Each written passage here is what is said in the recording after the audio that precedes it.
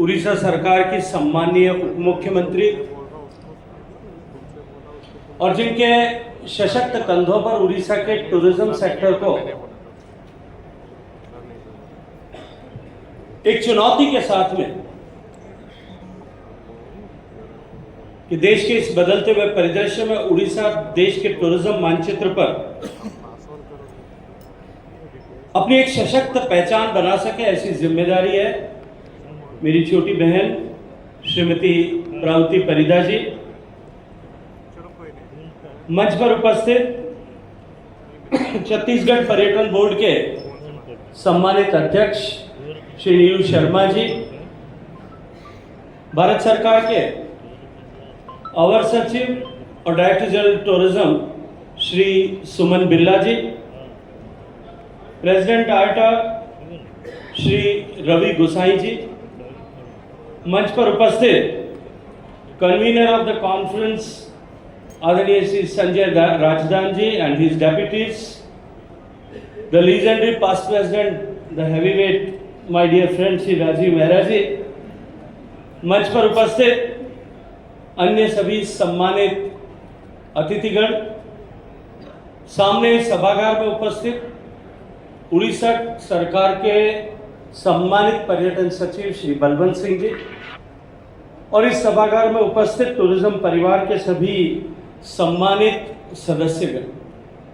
मैं परिवार का मुखिया होने के नाते आप सबका हृदय पूर्वक स्वागत करते हुए आप सबका अभिनंदन करता हूं। तो कोई संस्थान 40 साल तक या उससे भी ज्यादा समय तक निरंतर किसी एक सेक्टर को बढ़ाने के लिए अपनी सामूहिक जिम्मेदारी समझते हुए सेक्टर के सारे स्टेक होल्डर्स को साथ लेकर के इस तरह की कन्वेंशन आयोजित करें जिसको एक साझा विचार मंच के रूप में लिया जाए। मैं ये मानता हूं कि निश्चित रूप से बहुत बड़े कमिटमेंट के कारण या उसके चलते हुए ऐसा हो सकना संभव है। आज हम सब पुरी की ऐतिहासिक धरती पर एकत्रित हुए जो न केवल धर्म की नगरी है अपितु समृद्ध सांस्कृतिक विरासत और संपन्न सांस्कृतिक धरोहर वाले इस उड़ीसा प्रदेश की सांस्कृतिक पहचान भी। एक तरफ जहां भगवान जगन्नाथ की यह धरती भारत की आस्था और विरासत का जीवंत प्रतीक है, वहां भारत की समृद्ध कला और संस्कृति के सभी अंग और उपांग की एक बड़ी परिचायक भी है। आज के इस महत्वपूर्ण सम्मेलन में आप सबके बीच में उपस्थित होना मेरे लिए निश्चित रूप से अत्यंत गर्व और सौभाग्य का विषय है। आयटा का ये मंच जहां प्रतिवर्ष हम सब लोग एक साथ एकत्रित आते हैं, ये दशकों से भारत के पर्यटन उद्योग का सबसे महत्वपूर्ण मंच रहा है, जहां हम सब मिलकर के विचार करते हैं, योजनाएं बनाते हैं और आने वाले वर्ष के लिए दिशा तय करते हैं। सेक्टर के लिए निश्चित रूप से यह मंच महत्वपूर्ण है, लेकिन उसके साथ साथ में देश और प्रदेश की सरकारों में पर्यटन क्षेत्र में काम करने वाले अधिकारियों और पॉलिसी प्लानर्स के लिए भी निश्चित रूप से इस मंच से उठी हुई आवाज या इस मंच से निकली हुई आवाज एक बड़े मार्गदर्शक के रूप में काम करती है। मैं इस महत्वपूर्ण सम्मेलन की मेजबानी करने के लिए उड़ीसा सरकार का, सम्मानीय मुख्यमंत्री श्री मोहन चरण मांझी जी का और सम्मानीय उप मुख्यमंत्री जी का हृदय पूर्वक धन्यवाद और अभिनंदन करता हूं। मित्रों, निसंदेह जैसा मैंने कहा कि आयटा का वार्षिक सम्मेलन भारतीय पर्यटन का एक अग्रणी मंच है और इस मंच पर न केवल यात्रियों को सीधा सेवा देने वाले या उनके साथ में डायरेक्ट इंटरफेस के रूप में काम करने वाले टूर ऑपरेटर्स जुड़ते हैं, अपितु होटेलियर्स, ट्रांसपोर्टर्स और ट्रांसपोर्ट प्रोवाइडर्स सभी साथ आकर के हॉलिस्टिकली इस सेक्टर को दिशा और इसकी दशा परिवर्तित करने के लिए काम करते हैं। केंद्र और राज्य सरकारों के प्रतिनिधि भी हमेशा इन कॉन्फ्रेंसेस में, इन कन्वेंशंस में आकर के राजनीतिक और प्रशासनिक क्षेत्र के अधिकारी भी इस कन्वेंशन में आकर के इस मंच पर साझा होने वाले विचारों से ज्ञान प्राप्त करके, दिशा प्राप्त करके आगे इस सेक्टर को विकसित करने की दिशा में स्टेक होल्डर्स के साथ मिलकर के काम कर पाते हैं। मुझे अत्यंत प्रसन्नता है कि 1982 से लेकर के आज तक Indian association of tour operators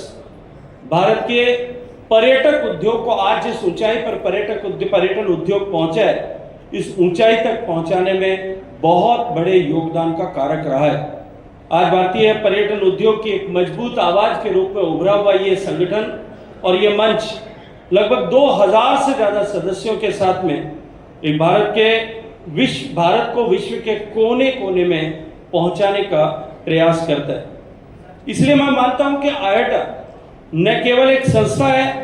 अब तो it works like a bridge between India and rest of the world in tourism sector, जो भारत की समृद्ध विरासत, भारत की विविधता और भारत की संस्कृति को दुनिया के दरवाजे तक ले जा करके, दूर दूर स्थान तक ले जा करके इनबाउंड ट्रैवलर्स के लिए न केवल एक्सेसिबिलिटी अपितु सिक्योरिटी, उनके लिए श्रेष्ठ अनुभव, द ग्रेट एक्सपीरियंसेस को सुनिश्चित करने का काम करता है। निश्चित रूप से यह संगठन की वर्षों की तपस्या, इनकी समर्पण और दूरदृष्टि का परिणाम है कि आज पूरे गर्व के साथ में विश्व के पर्यटन मानचित्र पर भारत एक चमकते हुए सितारे के रूप में मौजूद है। मित्रों, आज भारत की पहचान निश्चित रूप से इनबाउंड डेस्टिनेशन के रूप में पहले से कहीं बेहतर हो रही है और मैं पूरी जिम्मेदारी के साथ में कहता हूं कि जिस तरह से भारत का परिदृश्य बदल रहा है, जिस तरह से भारत में आर्थिक संपन्नता आ रही है, न केवल भारत में इनबाउंड टूरिज्म का एक सुनहरा भविष्य मुझे दिखाई देता है, अभी तो इसके साथ साथ में भारत में डोमेस्टिक ट्रैवल टूरिज्म की भी अपार संभावनाएं सृजित होती हुई हम सब देख सकते हैं। हम अपनी सांस्कृतिक विरासत को, अपनी सांस्कृतिक विविधता को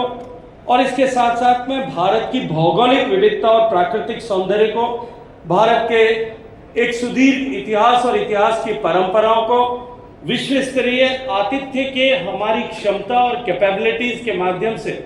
लोगों तक ले जाने के लिए माननीय प्रधानमंत्री जी के नेतृत्व में निरंतर प्रयासरत है। भारत की यह विविधता और विविधता की ताकत, जैसा सम्मानित प्रधानमंत्री जी हमेशा कहते हैं कि हमें विश्व में एक अलग पहचान तो प्रदान करती है, लेकिन साथ साथ में हम भारतीयों के डीएनए में बसा हुआ जो सेंस ऑफ हॉस्पिटैलिटी है, वो हमको दूसरों से कहीं अलग और दूसरों से कहीं सशक्तता प्रदान करता है। मित्रों, पर्यटन मंत्रालय और राज्य सरकारें भी मिलकर के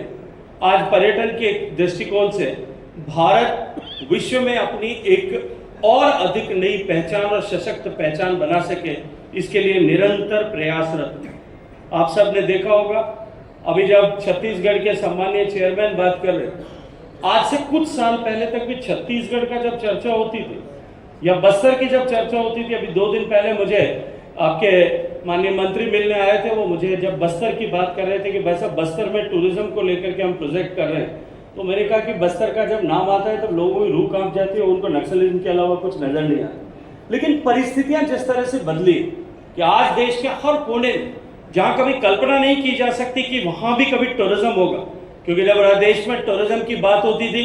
तो पहले उत्तर प्रदेश में ताजमहल, राजस्थान में रणथंबोर, जैसलमेर, जयपुर और उसके बाद में निकल करके दिल्ली, बस इसके बीच में सारा टूरिज्म सिमट करके रह जाता था। लेकिन आज जिस तरह का कंपटीशन देश के अन्य प्रदेशों में, सभी प्रदेशों में मैं देखता हूं, छत्तीसगढ़ से लेकर के सुदूर नॉर्थ ईस्ट तक और दूसरी तरफ गुजरात से लेकर के दक्षिण भारत, देश के हर एक राज्य में टूरिज्म की संभावनाओं के दोहन को लेकर के जिस तरह से काम हो रहा है, निश्चित रूप से भारत के उज्जवल भविष्य को हम सबको दिखाता है। हमारा ध्यान पहले पर्यटन स्थलों को लेकर के केवल मॉन्यूमेंटल टूरिज्म के इर्द गिर्द हुआ करता। भारत में टूरिज्म की जब बात आती थी, या तो धार्मिक स्थलों तक टूरिज्म सीमित था या हमारे ऐतिहासिक इमारतों तक टूरिज्म सीमित था। लेकिन जैसे जैसे पर्यटन की परिभाषा और पर्यटन का दायरा विस्तृत हुआ है, वैसे वैसे भारत में संभावनाओं का दायरा भी उसी गति के साथ में विकसित और विस्तृत होता हुआ हम सबको दिखाई दे रहा है। आज टूरिज्म के सारे नए वर्टिकल्स में भी भारत एक बड़ा प्लेयर बनकर के उभर रहा है, चाहे वो माइस टूरिज्म हो, चाहे वो मेडिकल टूरिज्म हो, चाहे वो एडवेंचर स्पोर्ट्स से जुड़ा हुआ पर्यटन हो, या अन्य कोई भी क्षेत्र, जिन क्षेत्रों की हम कल्पना कर सकते हैं, उन सब के क्षेत्रों में भारत एक बड़े प्लेयर के रूप में या तो अपने आप को स्थापित कर रहा है, कर चुका है, या उस दिशा में बहुत तेजी के साथ में आगे बढ़ रहा है। माननीय प्रधानमंत्री जी के नेतृत्व में भारत सरकार भी विभिन्न योजनाओं के माध्यम से राज्यों के इस दिशा में किए जा रहे प्रयासों के साथ जुड़ करके उनका सहयोग और उन्हें एक सटीक दिशा और रणनीति बनाने में मदद करने के लिए काम कर रहा है। विभिन्न योजनाओं के माध्यम से पिछले वर्षों में भारत सरकार ने जिस तरह के प्रयास माननीय प्रधानमंत्री जी के नेतृत्व में किए, उसके परिणाम आज हम सबको दिखाई देने लगे। एक तरफ इंफ्रास्ट्रक्चर में जिस तरह से गति के साथ में काम हुआ, जिस तरह से रोड नेटवर्क बना, जिस तरह से रेलवे नेटवर्क स्ट्रेंथन हुआ, हवाई जहाज की बात अभी जब उड़ीसा की बात कर रहे थे तब आदरणीय मोहंती साहब कह रहे थे कि पहले 32 फ्लाइट 30 फ्लाइट आती थी, आज 62 फ्लाइट आने लगी। मोहंती साहब, अभी हिंदुस्तान के एविएशन इंडस्ट्री में हिंदुस्तान के प्लेयर्स ने जितने एयरक्राफ्ट बुक कराए, आज भारत में लगभग 1000 से कम एयरक्राफ्ट टोटल भारत के डोमेस्टिक स्काई में ऑपरेट होते हैं, जिसमें जो कॉमर्शियल एयरक्राफ्ट भी हैं, प्राइवेट जेट्स भी हैं और राज्य सरकारों के सरकारी हवाई जहाज भी, वो सब मिलाकर के संख्या 1000 से कम है। लेकिन भारत के एविएशन इंडस्ट्री में स्टेक होल्डर्स ने जो एयरक्राफ्ट बुक कराए, जो अगले 3 साल में डिलीवर होने वाले, वो 3000 से ज्यादा नए एयरक्राफ्ट आने वाले। अब कल्पना करके देखिएगा कि अभी जब 1000 हवाई जहाज है तब आपकी संख्या 62 तक पहुंची है। जब 3000 हो जाएंगे तो भुवनेश्वर में कितने सारे जहाज आएंगे, आप ट्रैफिक जाम ऊपर नहीं हो जाए उसकी चिंता करिए। जिस तरह से हमारी इंफ्रास्ट्रक्चर ग्रो हो रहा है और जिस तरह से उसके साथ साथ में भारत की अर्थव्यवस्था बढ़ रही और बढ़ती हुई अर्थव्यवस्था के साथ में जिस तरह से डिस्पेंसेबल इनकम लोगों की जेब में आने लगी, उसके कारण से हमारे पर्यटन की संभावनाएं बहुत तेजी के साथ में बढ़ी। लेकिन उस तेजी से बढ़ती हुई संभावना के साथ साथ में उसने हमारे लिए अनेक चुनौतियां भी पैदा की। आज ओवर टूरिज्म की समस्या भारत के बहुत सारे स्थानों पर एस्टैब्लिश्ड टूरिस्ट डेस्टिनेशंस पे हम सब के अनुभव में संज्ञान में आ रही। इस ओवर टूरिज्म को कमतर करने के लिए, इस समस्या और इस चुनौती से पार पाने के लिए हम सबको मिलकर के, क्योंकि सरकार का प्राथमिक रूप से ये दायित्व है, हम सबको मिलकर के निश्चित रूप से नए डेस्टिनेशंस क्रिएट करने और उन डेस्टिनेशंस को एस्टैब्लिश करने के लिए काम करना पड़ेगा। सरकार नए डेस्टिनेशंस को क्रिएट करने और बियॉन्ड द एस्टैब्लिश्ड डेस्टिनेशन से टूरिज्म को ले जाने और टूरिस्ट को ले जाने के लिए लगभग सब राज्य सरकारें कहीं न कहीं किसी न किसी दिशा में काम कर रही हैं। लेकिन उन सारे नए डेस्टिनेशंस को एस्टैब्लिश करने के लिए आप सब इस सेक्टर से जुड़े हुए सभी परिवार के सदस्यों के सहयोग की और आप सबके साथ की महती आवश्यकता है। मित्रों, माननीय प्रधानमंत्री जी के नेतृत्व में हमने इस टूरिज्म सेक्टर को स्ट्रेंथन करने के लिए एक तो भारत के टूरिज्म, जैसा मैंने कहा कि भारत में इंफ्रास्ट्रक्चर की ग्रोथ के लिए काम किया, लेकिन उसके साथ साथ में आने वाले टूरिस्ट का एक्सपीरियंस जो है वो बेहतर हो सके, इसके लिए विभिन्न योजनाओं के माध्यम से जो है उन डेस्टिनेशंस पर एक्सपीरियंस को अपलिफ्ट करके लेने के लिए टूरिस्ट एमिनिटीज और फैसिलिटीज को एनहेंस करने के लिए एक बड़ा निवेश करके काम किया। लेकिन आज भी जब मैं देखता हूं और जब मैं टूरिज्म सेक्टर के देश और विदेश के लोगों से बात करता हूं, स्टेक होल्डर्स से चर्चा करता हूं, तो कई चुनौतियां मुझे दिखाई देती। बेशक हमने डेस्टिनेशंस पर, मॉन्यूमेंट्स पर, एएसआई के हमारे मॉन्यूमेंट्स पर कुछ काम किया हो,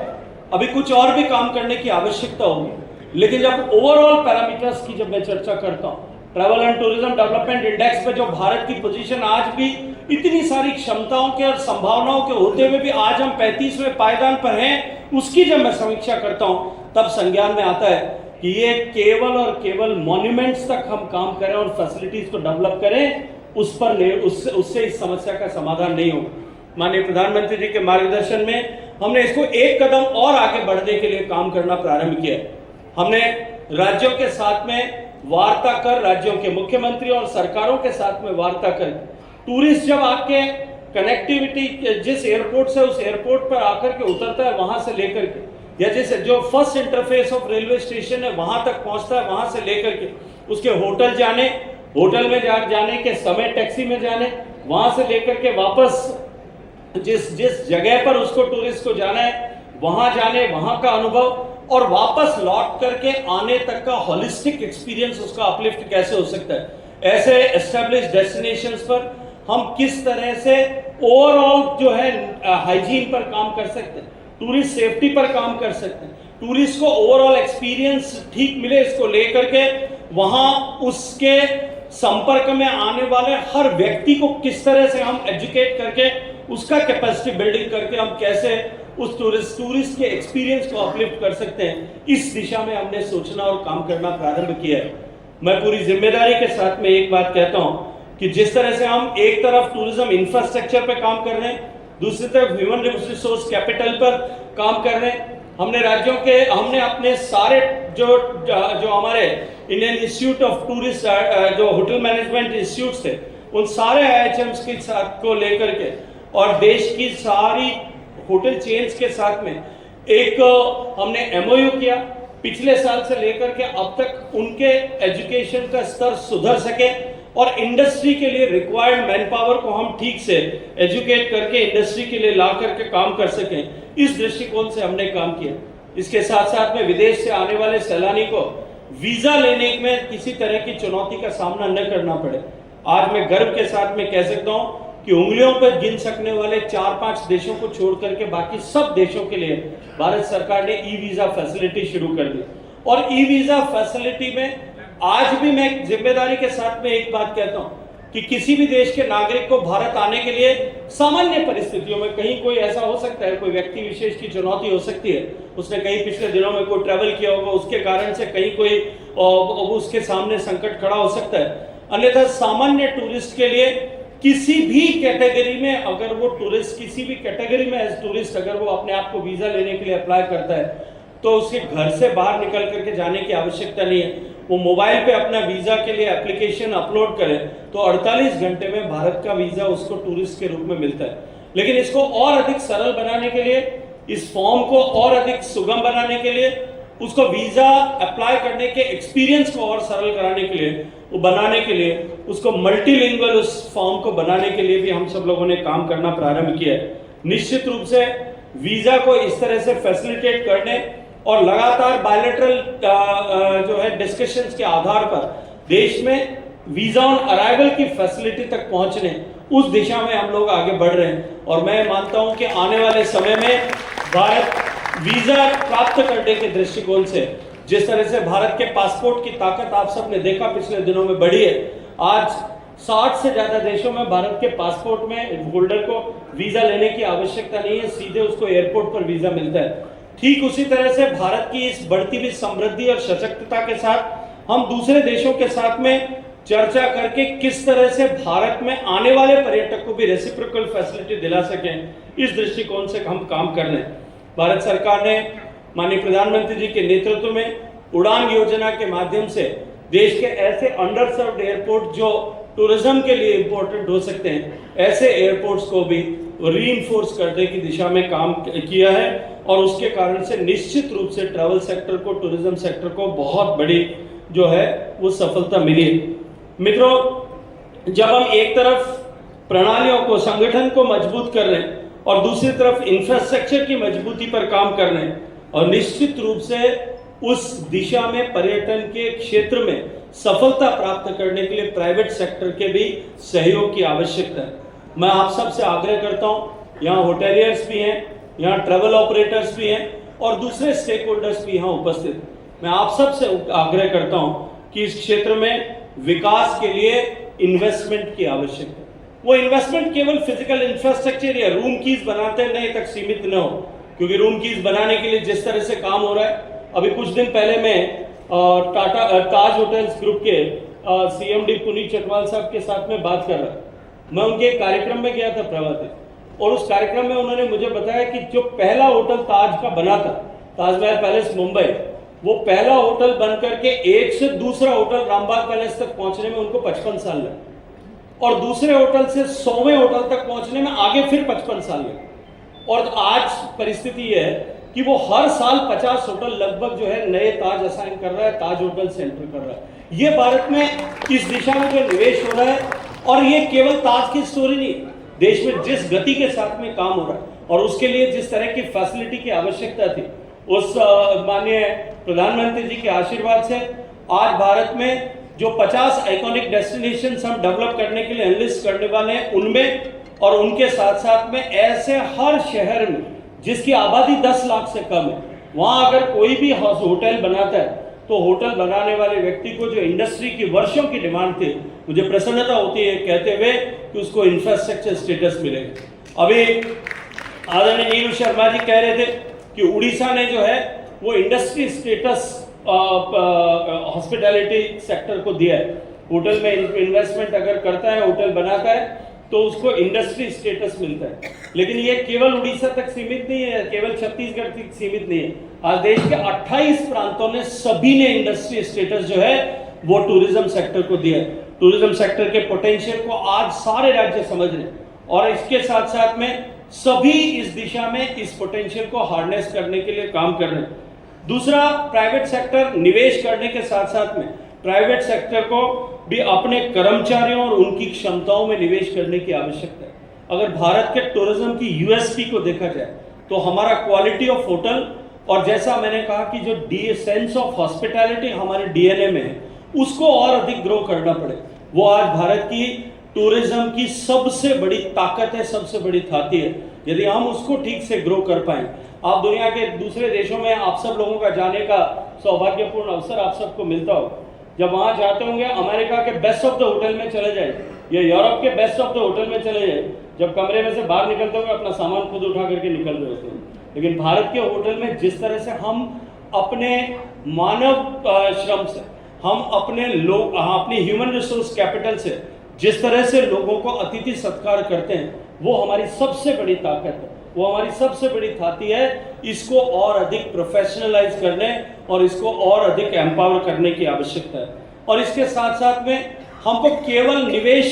होटल बनाने में नहीं करना है, हमको निवेश ओवरऑल सेक्टर के डेवलपमेंट में हम सब लोग मिलकर के निवेश करेंगे तो निश्चित रूप से आने वाले समय में टूरिज्म का पोटेंशियल जो है वो जिस तरह का दिखाई दे रहा है, हम बहुत अधिक आगे बढ़ने वाले। आज भारत की अर्थव्यवस्था में टूरिज्म सेक्टर का कंट्रीब्यूशन लगभग 5 से 6% के बीच में, कुछ आंकड़े 5.3% बताते हैं, कुछ 5.6% बताते हैं। लेकिन मैं उस आंकड़ों के मायाजाल में फंसे बिना इतना अवश्य कह सकता हूं कि जितना पोटेंशियल भारत में और जिस गति के साथ में भारत में ट्रैवल एंड टूरिज्म सेक्टर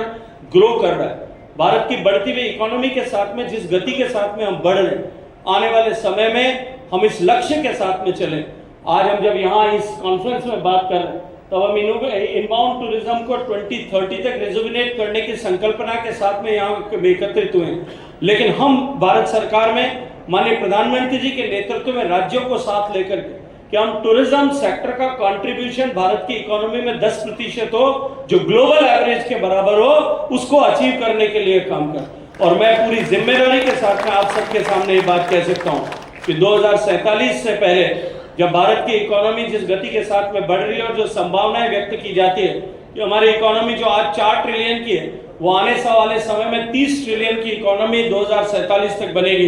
जब 30 ट्रिलियन की इकोनॉमी हो तब टूरिज्म की इकोनॉमी 3 ट्रिलियन की हो। इस संकल्प को लेकर के जो हम काम कर रहे हैं उसमें निश्चित रूप से आप सबके सहयोग और आप सबकी सक्रिय भूमिका की आवश्यकता है। मैं एक बार फिर आप सबको बहुत सारी बधाई देते हुए ये कॉन्फ्रेंस सफल हो और इसमें जिन विषयों पर विचार विमर्श किया जाए, आपकी चर्चा से, आपके विचार विमर्श से, आपकी बातचीत से जो अमृत, जो नवनीत निकले, वो नवनीत हम सब के लिए उपयोगी हो। इस अपेक्षा भाव के साथ में आप सबका हृदय पूर्वक धन्यवाद करते हुए हम सब मिलकर के इस टूरिज्म सेक्टर को वाइब्रेंट सेक्टर बनाने के लिए, और ज्यादा वाइब्रेंट बनाने के लिए, क्योंकि ये केवल इकोनॉमिक दृष्टिकोण से महत्वपूर्ण है। और मैं तो ये कहता हूं कि जो आजकल टैरिफ वॉर चल रहा है, उस टैरिफ वॉर का अगर जवाब कहीं है तो टूरिज्म सेक्टर में। अगर हम पूरी ताकत के साथ में सब लोग जुटेंगे तो न केवल ये हम इकोनॉमी में कंट्रीब्यूट करेंगे, अपितु एम्प्लॉयमेंट के, कृषि के बाद में सबसे बड़े जनरेट करने वाले जनरेटिंग सेक्टर के रूप में अपनी पहचान और अपना प्रभाव बना पाएंगे। आप सबको बहुत सारी शुभकामनाएं। भारत माता की। बहुत बहुत धन्यवाद माननीय मंत्री जी, आपकी शुभकामनाओं के लिए, आपके मार्गदर्शन के लिए। माननीय मंत्री जी, आपसे निवेदन है आयोटो के मैनुअल का अनावरण करने के लिए।